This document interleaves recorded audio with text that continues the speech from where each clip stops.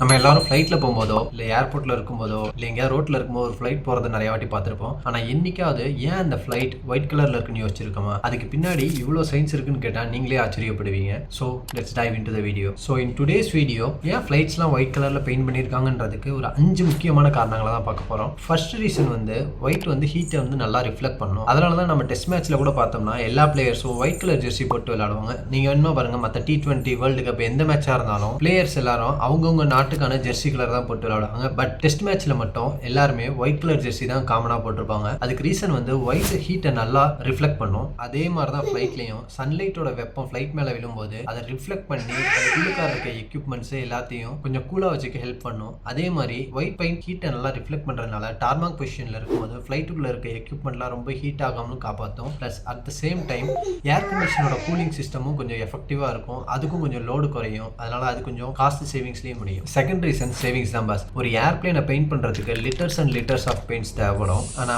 அதே ஏர்பிளேனை நீங்க white பெயிண்ட்ல paint பண்ணீங்க அப்படின்னா அந்த பெயிண்டோட விலையும் கம்மி, அது ரொம்ப சீக்கிரமாகவும் ட்ரை ஆயிரும். Plus at the same time அந்த பெயிண்டோட வெயிட்டும் கம்மி, அதனால ஃபியூவலும் சேவ் ஆகும். ஸோ மெயின்டெனன்ஸ் காஸ்ட் ஆட்டோமேட்டிக்காவே குறையும். தேர்ட் ரீசன் டேமேஜை ஸ்பாட் பண்றது ரொம்ப ஈஸி. ஒரு கிராக்கோ டென்ட்டோ ஆயில் லீக்கோ ஏதாவது இருந்தாக்க அதை ரொம்ப ஈஸியா ஒயிட் கலர்ல ஸ்பாட் பண்ண முடியும். அதுவே ஃபார் எக்ஸாம்பிளுக்கு நம்ம ஒயிட் கலர் காரை எடுத்துக்கிட்டோம்னா கூட அதுல டென்ட்டோ அழுக்கோ ஏதாவது பட்டிருந்துச்சுன்னா ரொம்ப டக்குன்னு தெரியும். அதே மாதிரி ஃபிளைட்ல இன்ஸ்பெக்ஷன் பண்றப்ப எங்கேயாவது ஆயில் லீக் இருந்தாலோ டேமேஜ் இருந்தாலோ டென்ட் இருந்தாலோ அது ஒயிட் கலரா இருக்கும்போது ரொம்ப ஈஸியா ஸ்பாட் பண்ண முடியும். ஸோ இது ஒரு முக்கியமான சேஃப்டி ரீசனும் கூட. Fourth reason bird strike avoid பண்றதுக்கு ஒயிட் கலர் ரொம்பவே ஹெல்ப் பண்ணுன்னு சொல்றாங்க. நிறைய ரிசர்ச்ல ஒயிட் கலர் யூஸ் பண்ணா பறவைங்களுக்கு ஒயிட் கலர் ஸ்பாட் பண்றது ரொம்ப ஈஸி. அதனால டேக் ஆஃப் அப்பவும் லேண்டிங் அப்பவும் பேர்ட்ஸ் ஃபிளைட்ஸ் நோட்டீஸ் பண்ணிட்டு அந்த ஃபிளைட் பறக்கிற இடத்துக்கு வராம அதை தன்னை பாதுகாத்துக்கும். ஸோ அதுக்கு மட்டும் பாதுகாப்பு இல்லை, பேசஞ்சர்ஸ்க்கும் பாதுகாப்பு தான். ஸோ பேர்ட் ஸ்ட்ரைக் அவாய்ட் பண்றதுக்காகவும் ஒயிட் கலர் பெயிண்டிங் யூஸ் பண்றாங்க. இதுவும் ஒரு சேஃப்டி ரீசன் தான். ஃபிஃப்த் ரீசன் பிளேன்ஸோட ரீசேல் வேல்யூவை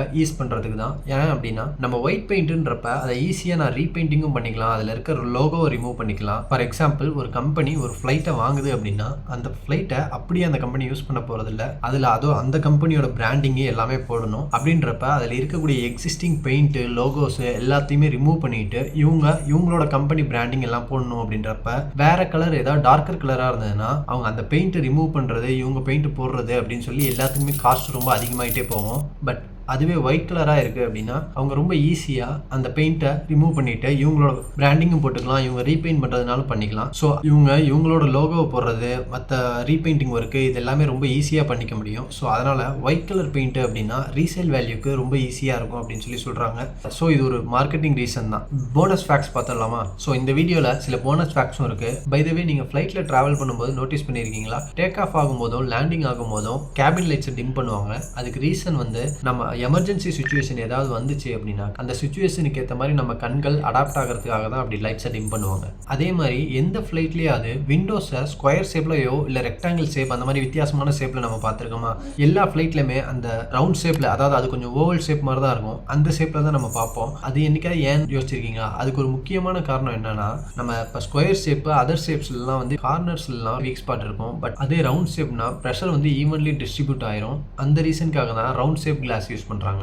அண்ட் நம்ம ஃப்ளைட்டில் எப்போவுமே ட்ராவல் பண்ணும்போது இன்னொரு விஷயம் நோட்டீஸ் பண்ணியிருப்போம். டேக் ஆஃப் அப்பவும் லேண்டிங் அப்பவும் நம்ம விண்டோ சீட்ஸ் ஓப்பனில் வச்சுக்க சொல்லுவாங்க. அதுக்கு ரீசன் ஏதாவது ஒரு எமர்ஜென்சி சுச்சுவேஷன் வரும்போது அந்த எமர்ஜென்சி சுச்சுவேஷன் என்னன்னு சொல்லி அசஸ் பண்ணுறதுக்கு ஹெல்ப்ஃபுல்லாக இருக்கும் அப்படின்றதுக்காக தான் அந்த விண்டோ சீட்ஸ் ஓப்பனில் வச்சுக்க சொல்லுவாங்க. ப்ளஸ் நம்மளோட கண்களும் அந்த லைட்டிங்க்கு அடாப்ட் ஆகிறதுக்காக தான். ஸோ நெக்ஸ்ட் டைம் நீங்கள் ஃப்ளைட்டில் ட்ராவல் பண்ணும்போது இதை பற்றி யோசிச்சு பாருங்க. ஒரு சாதாரண ஒயிட் பெயிண்ட்டுக்கு பின்னாடி இவ்வளோ சயின்ஸு, சேஃப்டி, சேவிங்ஸ், ரீசேல் வேல்யூன்னு சொல்லி எவ்வளோ கான்செப்ட் ஒழிஞ்சிருக்குன்னு சொல்லி. இதே மாதிரி உங்களுக்கு ஏதாவது ஒரு இன்ட்ரெஸ்டிங்கான ஃபேக்ட்ஸ் தெரியும் அப்படின்னா கமெண்ட் செக்ஷன்ல சொல்லுங்க.